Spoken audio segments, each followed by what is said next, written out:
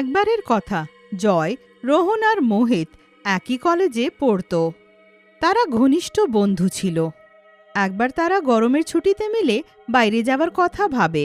শোনো ভাই, এবারে কি ভাবলে কোথায় যাওয়া হবে? না ভাই, বুঝতে পারছি না। গতবার তো ছুটিগুলো বাড়িতে থেকেই কেটে গেছিল। এইবারে কিন্তু এমন হওয়া উচিত নয়। হ্যাঁ ভাই, কিন্তু এইবারে তাড়াতাড়ি ভাবতে হবে, তারপরে দেখা যাবে ভাবতে ভাবতে ছুটিটাই শেষ হয়ে গেল। হ্যাঁ ভাই, কিন্তু কোথায় যাওয়া হবে? ছোটবেলায় ভালো ছিল রে। যখনই ছুটি হতো বাবা গ্রামে নিয়ে চলে যেত, কোনো ঝামেলাই ছিল না। ভালো আইডিয়া, তোর গ্রামে যাওয়া হোক। কি বলিস তুই? গ্রামের একটু ঠান্ডা ঠান্ডা হাওয়া খাবো। এই গরমের মধ্যে ঠান্ডা হাওয়া একটু পাওয়া যাবে, এর থেকে বেশি আর কি চাই? হ্যাঁ ভাই, যাওয়া হোক। কি বলিস রে? পরের দিন ব্যবস্থা করে বাসে বসে তারা রোহানের গ্রাম জামালপুরের জন্য বেরিয়ে যায়। সেখানে পৌঁছতে পুরো দিন লেগে যায়। তারা যখন গ্রামে পৌঁছয় তখন অনেক সন্ধে হয়ে গিয়েছিল, আর বাস স্ট্যান্ড থেকে গ্রামে যাওয়ার জন্য তারা কোনো গরুর গাড়িও পাচ্ছিল না। হঠাৎ তারা একটা ঘোড়া গাড়ি আসতে দেখে। তারা দূর থেকে সেটাকে ডাক দেয়।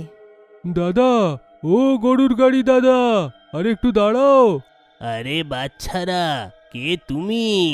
হ্যাঁ, এইখানে তো মনে হচ্ছে না। কি, কোথায় যাবে তুমি? জয়মালপুরে যাওয়ার আছে কাকু, শহর থেকে এসেছি আজকে।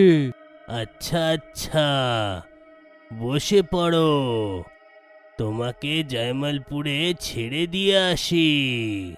তারা সবাই ঘোড়াগাড়িতে বসে যায় আর জামালপুরের জন্য বেরিয়ে পড়ে। আচ্ছা, তোমাকে কার এইখানে গিয়ে ওঠার আছে? আমিও এইখানেরই লোক। আমি ভোলারাম মশাইয়ের নাতি। গরমের ছুটিতে এবারে আমি গ্রামে এসেছি। এরা আমার বন্ধু। আচ্ছা, তাহলে তুমি রাকেশের ছেলে তো? কেমন আছেন তোমার বাবা? আপনি আমার বাবাকে চেনেন? যখন সে ছোট ছিল তখন সে আমার কাছেই থাকতো। তারপরে সে পড়াশুনো করার জন্যে বাইরে চলে গেল। নিজের বাবাকে বলো বাবা, কখনো মাঝে সাঝে এসে যাক গ্রামে। আগে বাড়িতে গিয়ে বাবাকে নিশ্চয় বলবো। আচ্ছা বাচ্চারা, আসার সময় কোনো অসুবিধা তো হয়নি তোমাদের তো? না কাকু, আমরা তো খুব ভালোভাবে এসেছি। গ্রামে পৌঁছানোতে আর কতক্ষণ সময় লাগবে? শুধু আরও কিছুক্ষণ, তারপরে আমরা গ্রামে পৌঁছে যাব। তারপর তারা গ্রামে পৌঁছে যায়, আর ঘোড়াগাড়িওয়ালা লোকটা তাদেরকে রোহনের বাড়ির সামনে নামিয়ে দেয় আর জোরে ভোলারামজিকে ডাক দেয়। ডাক শুনে রোহনের ঠাকুরদাদা বেরিয়ে আসেন। দাদু, প্রণাম। দাদু প্রণাম। দাদু প্রণাম। নমস্কার নমস্কার, এসো বাচ্চারা, ভেতরে এসো। রাকেশের মা, আরে রান্নাঘর থেকে বাইরে এসো। দেখো বাচ্চারা এসে গেছে। যখন থেকে তোমার দিদা জানতে পেরেছে যে তোমরা আসছো, তো তখন থেকে তোমাদের পছন্দ জিনিস বানাতে লেগেছে। তারা সবাই খাবার খেয়ে ঘুমিয়ে পড়ে। পরের দিন সকালে যখন তারা গ্রামে ঘুরতে যায় তখন গ্রামে একটা মন্দির দেখতে পায়। তারা তার ভেতরে চলে যায় আর ভেতরে ঘুরতে লাগে। তখনই ওখানে মন্দিরের পণ্ডিতজি চলে আসেন। এই নাও বাবা, নিয়ে নাও, প্রসাদটা নিয়ে নাও। পণ্ডিত মশাই, এই মন্দিরটা কত বছর পুরনো? বাবা, এই মন্দিরটা তো বেশ অনেক বছর পুরনো। অনেক বছর আগে একটা রাজা এই মন্দির বানিয়েছিল। তখন থেকে এখানে লোকেরা এই মন্দিরের দেখাশুনো করে। আরে বাহ, এইটা এত বেশি পুরনো? হ্যাঁ বাচ্চারা। আচ্ছা বাচ্চারা, আমি এখন আসি, ঠিক আছে? আরে বা ভাই, রাজা মহারাজাদের বানানোর সময়ের এই মন্দির, তখনকার রাজাদের তো জীবন পুরো সেট ছিল রে। তারপর তারা বাড়ি ফিরে যায়। রাতে যখন সবাই মিলে খাবার খেতে থাকে তখনই মোহিত পুরনো মন্দিরের সম্বন্ধে বলে। দাদু, গ্রামে আমরা যখন ঘুরে বেড়াচ্ছিলাম তখন একটা আমরা মন্দির দেখলাম। পণ্ডিত মশাই বলছিলেন সেই মন্দিরটা নাকি কোনো রাজা বানিয়েছেন। হ্যাঁ বাবা, সেইটা অনেক পুরনো মন্দির।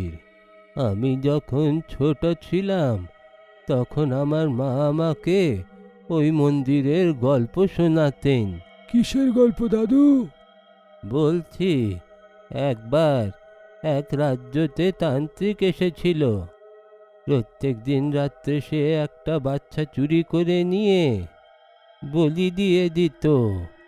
তার কাছে একটা বই ছিল যার মধ্যে যদি তুমি এক ফোঁটা রক্ত দিয়ে দাও তো সেই বইটা আপনার একটা ইচ্ছা পূরণ করে দেবে। এখন সেই বইটা কোথায় আছে দাদু? সেই মন্দিরে যেখানে তুমি আজকে গেছিলে সেইখানেই। আমার দাদু বলতেন যে মহারাজ সেই মন্দিরটাকে বইটাকে বন্দি করে রাখার জন্যই বানিয়েছিলেন, যাতে সেই বইয়ের কালো জাদুগুলো মন্দিরের পবিত্র শক্তি বন্দি করে রাখতে পারে।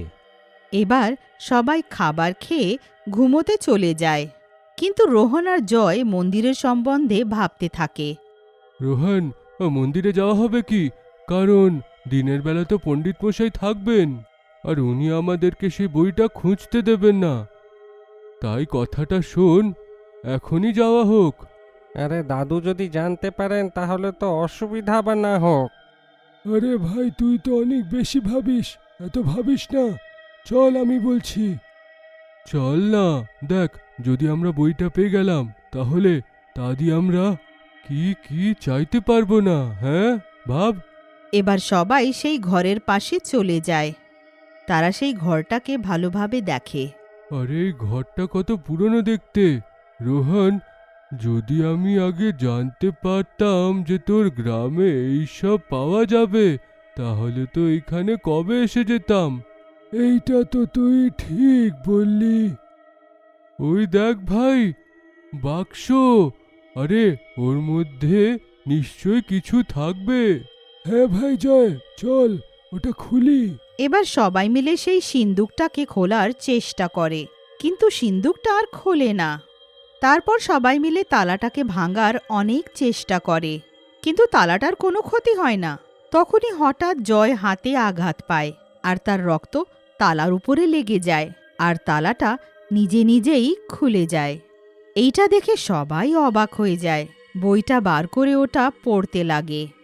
যে কেউ নিজের এক ফোঁটা রক্ত এই বইটাকে দিয়ে দেবে, ওর একটা ইচ্ছে পূর্ণ হবে। আরে বা ভাই, একবার করে দেখা হবে কি? কি বলছো তোমরা? এইটা আবার বলতে নাকি? চল ভাই, দেখা যাক। এবার জয়ের রক্তের একটা ফোঁটা বার করে সেই বইটার ওপরে ফেলে দেয়, কিন্তু ওখানে কিছুই হয় না।